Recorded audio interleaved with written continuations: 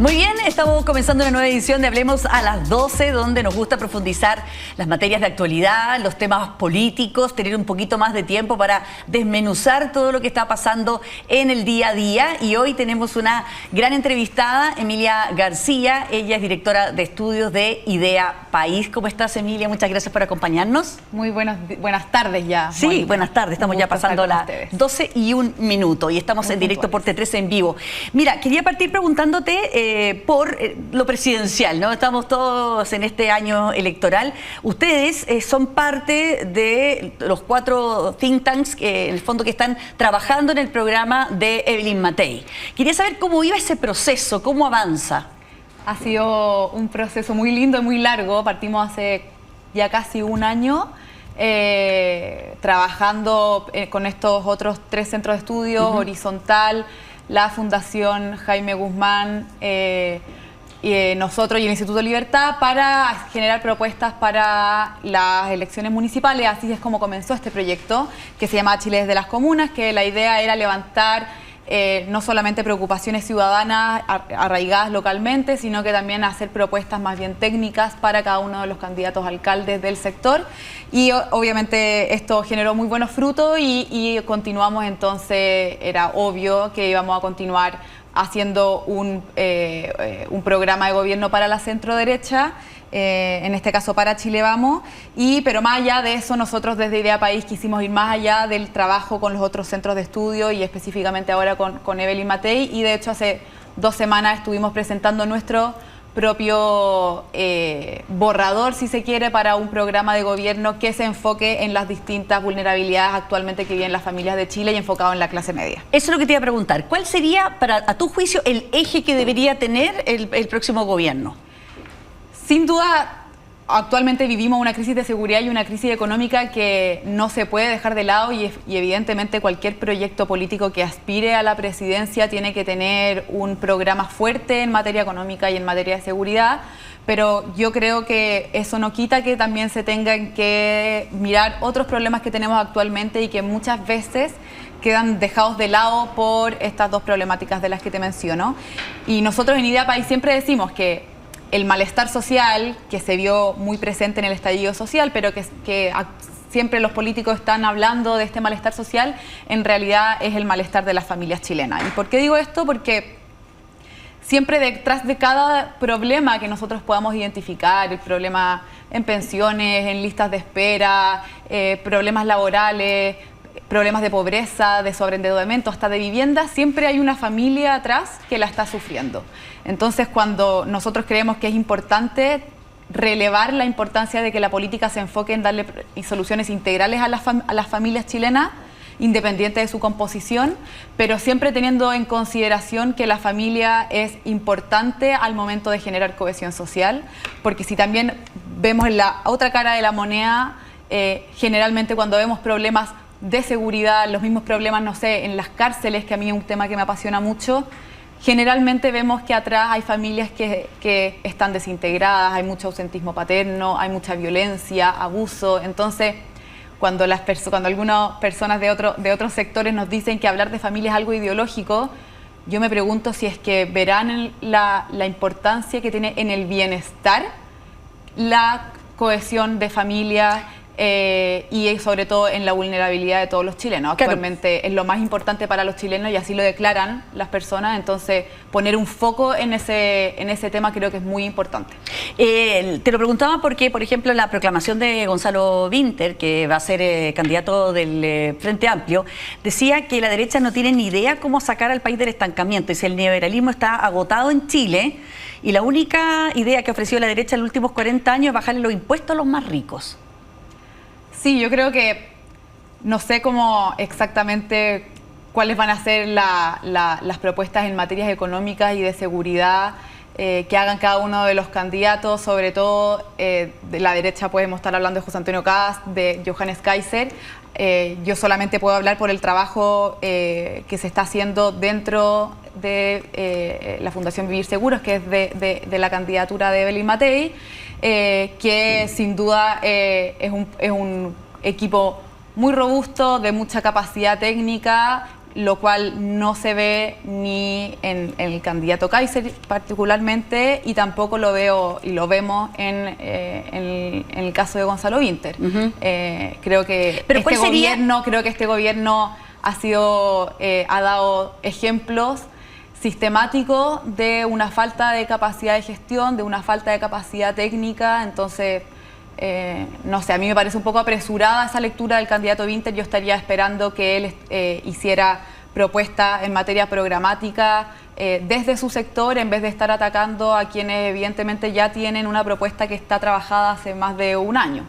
Y concretamente, así, novedades, o sea, porque lo que tú hablas son problemas que es verdad y son de mucho tiempo, larga data, y además son múltiples. ¿Dónde podría estar la diferencia? ¿Dónde podría estar la novedad en el programa, en el concepto de preocupación por las familias? Nosotros siempre decimos que eso tiene bajadas muy concretas. Ya. Por ejemplo, y que se debiesen marcar en la pregunta de cómo hacemos posible que la familia se fortalezca y sea más fácil consolidar familia. Hoy en día con la crisis de natalidad ni siquiera está tan fácil hacer familia. Entonces, y eso tiene bajadas súper prácticas. Por ejemplo, ¿qué vamos a hacer con el déficit habitacional? ¿Qué vamos a hacer con la construcción de viviendas adecuadas en tamaño y en ubicación? Eso, por ejemplo, es un tema súper concreto que actualmente yo diría que la gran mayoría de los chilenos se cuestiona si es que quiere tener hijos o si quiere tener uno o más hijos, porque dicen no le quiero dar un espacio donde tengan que vivir que tenga 40, 50 metros cuadrados. Eso, por ejemplo, es una materia muy importante. Por el lado laboral también, actualmente tenemos un sistema laboral que compatibiliza muy poco la vida familiar con la vida laboral, y nosotros desde Idea País apostamos, y de hecho en las propuestas de las que te comentaba que lanzamos hace 2 semanas con distintos representantes de los partidos, hablamos de avanzar hacia una mayor flexibilidad laboral para que justamente se pueda conciliar la vida parental con la familia, con la vida laboral, y así una serie de cosas en materias de seguridad, en materia de salud, en materia educacional. Hoy en día estamos con una crisis no solamente del costo de la educación, sino que la calidad de la educación. Entonces, todas esas cosas que son públicas y son políticas y que sobre todo en un año electoral se discuten, es muy importante poner el foco de para qué las estamos discutiendo, qué queremos lograr con esto, qué queremos lograr con el crecimiento económico. Queremos lograr que el bienestar de las familias se consolide, porque es bueno formar familia y deberíamos fomentar el formar familia, porque si no, si es que seguimos con la proyección del INE de la tasa de natalidad para este año, que es de un 0,88% de hijos por mujer, o sea, 0,88 hijos por mujer, entonces vamos a estar hablando de un país extinto en el 2050. En el 2050. Yo le preguntaba, de hecho, a ChatGPT cuánto tiempo y decía que eran unos 50 y tantos años más. Entonces, creo que me parece de toda prioridad política estar hablando de cómo logramos hacer crecer más familia y fortalecerla. Oye, antes de seguir entrando en lo más programático, en los contenidos, te quería preguntar cómo ves el panorama de las presidenciales en la derecha, porque ya está claro parecer que no va a haber una primaria amplia. Jimena Rincón está teniendo serios problemas para poder obtener esa posibilidad. ¿De alguna manera eso perjudica versus lo que está haciendo el oficialismo? Nosotros siempre hemos dicho que mientras más primaria y mientras más amplia y más competitivas es mejor, porque no solamente porque te da más visibilidad como proyecto, sino que porque también uno logra generar debate de ideas, y eso siempre nos va a parecer bueno. Y efectivamente, como tú dices, Mónica, al parecer la primaria en la derecha se estaría cayendo por una serie de cosas, por Jimena Rincón, porque no consigue los votos. Ahí yo creo que hay un problema en la interpretación que hace el CERVEL sobre... o sea, me parece insólito que un partido pueda invitar a un candidato independiente a una primaria, pero un partido que está consolidado en 13 de las 15 regiones del país no pueda. Y el caso de José Antonio Kast y Kaiser a mí me parece distinto. Yo creo que es una irresponsabilidad de su parte que no se unan a la primaria de la oposición.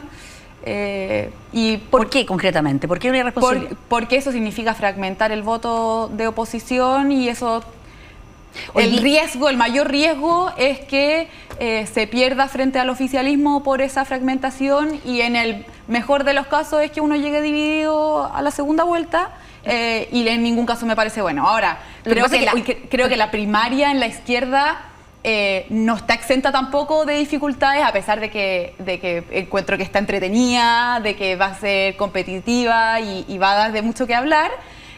Creo que por un lado el presidente Boric está en una situación incomodísima, y por otro lado sus tres candidatos también, cada uno tiene sus propios problemas, y que los vamos a ir viendo durante las próximas semanas. Claro, hoy día José Antonio Kast en Tele 13 Radio decía que no hay ningún problema con que no vayan juntos a primera vuelta, porque dice que de todas maneras va a pasar un candidato de la derecha y un candidato de la izquierda.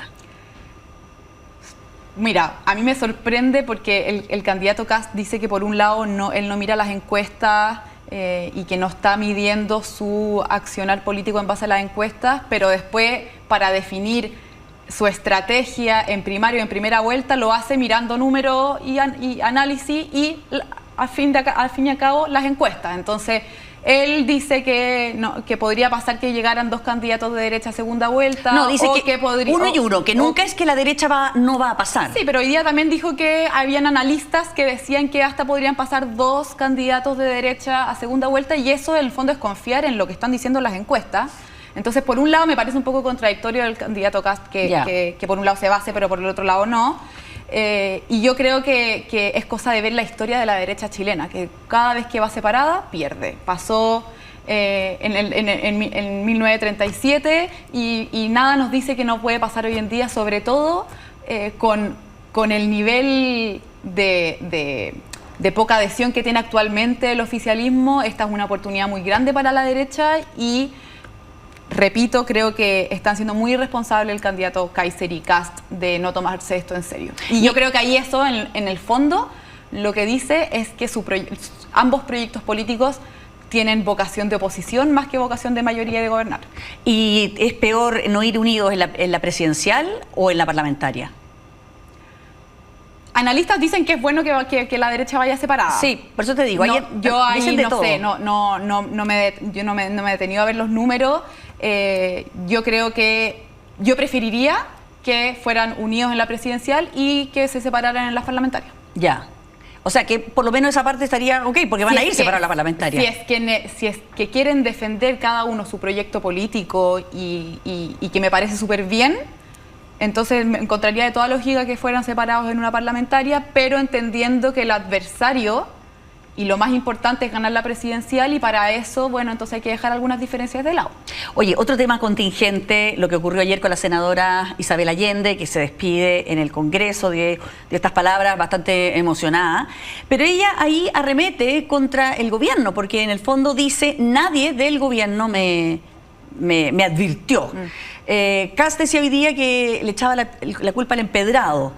¿Debería el gobierno asumir más responsabilidad en este asunto? ¿Y hasta dónde debería llegar esa responsabilidad? Mira, yo creo que hay varias cosas y lecturas de todo este capítulo. Por un lado, nadie puede alegar ignorancia de la ley, ni tú ni yo, y tampoco la senadora Allende, y un senador de derecha tampoco. Entonces, sí, fueron muy emocionales las declaraciones de ayer de Isabel Allende, pero a mí me parece que su argumento no tiene ninguna lógica ni ninguna razón. Actualmente nadie puede alegar ignorancia de la ley, y ella debiese haber sabido en sus 31 años de parlamentaria cuál era el capítulo de la Constitución en el que hablaba de sus funciones y sus inhabilidades. Entonces, eso por un lado. Pero en lo que sí estoy de acuerdo con ella es que aquí el gobierno incurrió en una falta muy grande, si es que efectivamente Francisca Moya, que es básicamente la abogada del presidente, se dio cuenta de esta inhabilidad y no hizo ninguna alerta. A mí eso me parece escandaloso. Su justificación el lunes en el Congreso también me parece súper escandalosa, no solamente por la falta de criterio político y jurídico, sino que por el flaco favor que se le hace al estereotipo del funcionario público, como que realiza el mínimo posible y que, bueno, si es que no me pidieron nada, no hago ni una coma más. ¿Y no sería que, por una manera, ella está tratando de primero proteger al presidente? Quizás puede ser una teoría. La otra teoría es que ¿requería el presidente realmente ser advertido de una cosa que él también tendría que haber sido como parlamentario, que fue por largo tiempo? Yo no creo personalmente que el presidente no haya sabido, pero ahí ya estaríamos hablando de especulaciones. Ahora los hechos nos dicen que Francisca Moya sabía y decidió no levantar el punto. Ahora, si esto es verdad o si en realidad todos sabían y está tratando de proteger al presidente, puede ser como puede que no, pero actualmente los hechos son estos y a mí me parece que una persona, aunque tenga una muy buena trayectoria laboral, como lo ha declarado distintos ministros, si comete un error garrafal como es este, entonces me parece insostenible su continuación en el cargo. Muy bien, estamos conversando con Emilia García, ella es directora de estudios de IDEA País, una de las instituciones que está trabajando por la elaboración de un programa de gobierno para la candidata Evelyn Matei. Vamos a hacer una breve pausa y regresamos de inmediato para seguir conversando de este tema.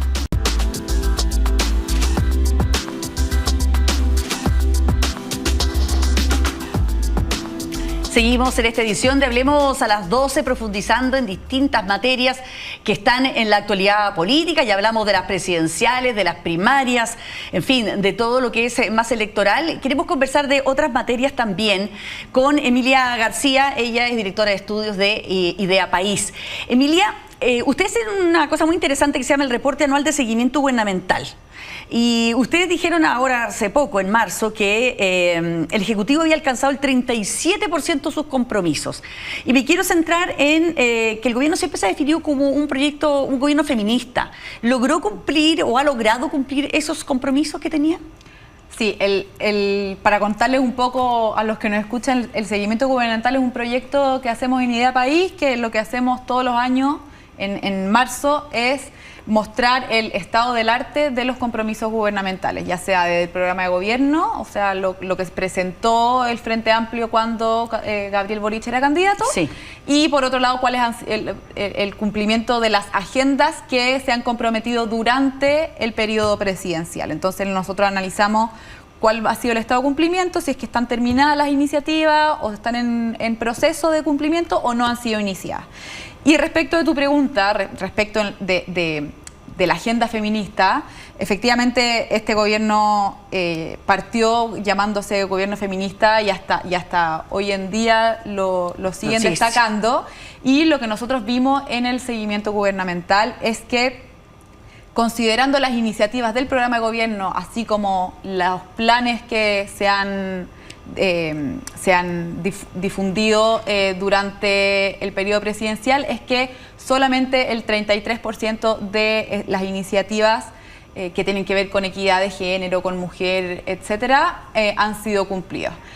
Lo cual, a mi juicio, demuestra no solo un mediano compromiso con la bandera feminista, sino que también refleja una poca capacidad de gestión en materias tan importantes para ellos como la materia de la mujer. Y cuando uno hace doble clic en este 33% de iniciativas terminadas, uno ve que la gran mayoría de las iniciativas tiene que ver con sensibilizar, visibilizar, fomentar, que en el fondo son iniciativas que, si bien son importantes, todo lo que tiene que ver lo cultural, uno se pregunta cuál ha sido el verdadero impacto que ha tenido este gobierno, con toda la capacidad, con todo el presupuesto que tiene destinado en cambiar la vida de las mujeres de Chile. Y yo esperaría, en el fondo, si es que un gobierno que tiene 4 años y tiene todo un ministerio detrás con un presupuesto, que además incorporaron al comité político. Exactamente, entonces yo esperaría que las iniciativas aprobadas fueran de un tenor un poco más realista y con un impacto más medible en las mujeres chilenas. Bueno, pero todavía queda tiempo, porque queda un año. Pero es un año electoral y honestamente y pragmáticamente un 66% no se puede cumplir en un último año de gobierno. Ya, pero hay un tema importante que es el Sala Cuna Universal. ¿ya? Que ayer me tocó justo entrevistar, la primera entrevista con el nuevo ministro del Trabajo, Giorgio Bocardo, y él lo puso como uno de los temas más importantes para él, para este gobierno, una de las peticiones del presidente Gabriel Boric para sacar durante este año de gobierno. Hay mucha polémica respecto al Sala Cuna Universal. Yo personalmente considero que es clave que las mujeres tengan saber dónde dejar a sus hijos para poder ir a trabajar, pero hay mucha preocupación y se enredó el proyecto, está súper enredado y parado, no solamente esta administración, de la administración anterior, del expresidente Piñera, porque la calidad del lugar donde se deja ese niño no está garantizada. ¿Cómo resolver ese problema?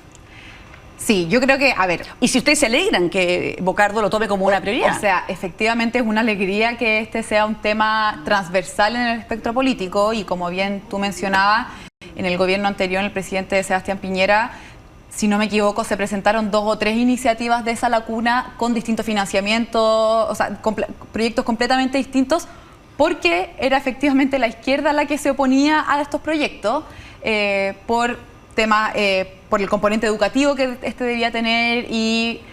claro, por no dejar a los niños en cualquier parte, digamos. Exactamente, y yo creo que ese efectivamente es un tema súper importante, pero a la vez hoy día vemos que el reconocimiento oficial es mucho más burocrático y el lo reconocimiento de los jardines, de los jardines infantiles y de la sala cuna, y lo que se pide en realidad no tiene nada que ver con la calidad, sino que con que el sostenedor sea el dueño del local, por ejemplo, cosas que no dicen mucha relación con la calidad del servicio que se ofrece. Y obviamente es un tema muy importante porque es verdad, actualmente uno sabe que la provisión de cuidado infantil es muy importante si es que queremos aumentar la participación laboral femenina, si es que queremos aumentar hasta la tasa de natalidad. Bueno, entonces tenemos que pensar cómo hacemos que tener hijos no sea tan costoso para el proyecto personal, pero también muchas mujeres, si uno le pregunta a las mujeres si es que está dispuesta a dejar a su hija o hijo de 1 año, la gran mayoría o una parte importante dice que no está dispuesta. Entonces, a mí me parece que está bien hablar de Sala Cuna y es un proyecto que considero que hay que avanzar sí o sí. Cualquier gobierno debiese tenerlo como una de sus reformas laborales o iniciativas laborales importantes, pero ojo con pensar que es una bala de plata para todos nuestros problemas. ¿Ya? Porque no va a ser, cuando uno mira la evidencia internacional, no es la solución para la crisis de natalidad. Actualmente países que hace años que ya llevan con este problema y que han invertido puntos completos del PIB en iniciativas como estas, no se mueve la tasa de natalidad en ninguna milésima, y tampoco para preguntarnos cómo aumentamos necesariamente la participación laboral femenina. Insisto, esto no estoy diciendo que no sea importante legislar y preguntarnos cómo llevamos adelante esta importante iniciativa, pero va a ser una decepción si es que el día de mañana tenemos Sala Cuna Universal y decimos, oye, pero entonces, ¿por qué la crisis de natalidad sigue bajando? ¿O por qué no aumenta la participación laboral de la mujer? Claro. Y ahí mi hipótesis, mi teoría, es que esto tiene que ver con razones mucho más culturales de las que nosotros creemos y no tanto con condiciones tan económicas y materiales, que sí son importantes. Nos falta... Pero en realidad hay algo cultural que por un lado relega el papel de la familia, la importancia que es tener hijos para el proyecto personal, así como que la mujer es la única encargada del cuidado de los hijos, entonces las mujeres dicen, entonces no puedo salir a trabajar. Tenemos los chilenos conciencia, porque tampoco lo veo tanto en los programas presidenciales, espero verlo, ¿no? El envejecimiento brutal de nuestra población, por una parte, va a ser que dentro de muy poquito, no estamos hablando dentro de 25 años, vamos a tener una población donde prácticamente no hay niños. Y un tercio va a ser adulto mayor. Un 33% va a ser adulto mayor. 7 millones van a ser adultos mayores y con el concepto actual, 2 millones van a tener más de 80 años. Sí. ¿Hay algún programa presidencial que realmente esté tomando esto en serio, saliendo de ya el asistencialismo típico del adulto mayor? Aún no hemos mirado ningún programa de gobierno terminado. Yo solamente puedo hablar por el trabajo que se lleva haciendo con los otros centros de estudios en el programa de la centro derecha, y que efectivamente este es un punto clave, y no solamente por lo que tú mencionas, sino que porque ningún sistema previsional, ningún sistema laboral, ningún sistema de salud, la recaudación tributaria, todo eso se ve afectada si es que la población sigue envejeciendo como está envejeciendo actualmente y no nos tomamos este problema en serio. Y a mí me sorprende, haciendo el link con tu pregunta anterior sobre el gobierno feminista, me sorprende que este gobierno no haya tenido ni una sola reflexión en estos 3 años sobre lo que implica la crisis de natalidad, no solamente en los problemas que te digo ahora, sino que en cómo esto va a afectar a las mujeres. Cada vez va a aumentar más la demanda por cuidados, cada vez van a haber menos niños, más adultos mayores, y eso va a requerir mucha más demanda por cuidado, y ahí, lamentablemente, siempre son las mujeres las que tienen que salir a cumplir ese rol. Entonces, a mí me parece problemático que, pensando en el futuro de un país proyectado a 20, 30, 40 años, y no solamente al próximo año, el 11 de marzo, no se tenga una reflexión mucho más contundente de lo que implica la crisis de natalidad y, por ende, qué es lo que vamos a hacer para, ojalá, en la medida de lo posible, revertir esta tendencia crítica. Muy bien, muchísimas gracias, Emilia García, directora de estudios de IDEA País. Gracias por conversar con nosotros, una conversación donde siempre intentamos dar un poquito más de vuelta, un poquito más de profundidad a los temas de la contingencia. Que esté muy bien, nos encontramos nuevamente mañana a las 12 y nosotros también nuevamente un ratito más a la 1 en punto en Tele 13 tarde. Hasta entonces.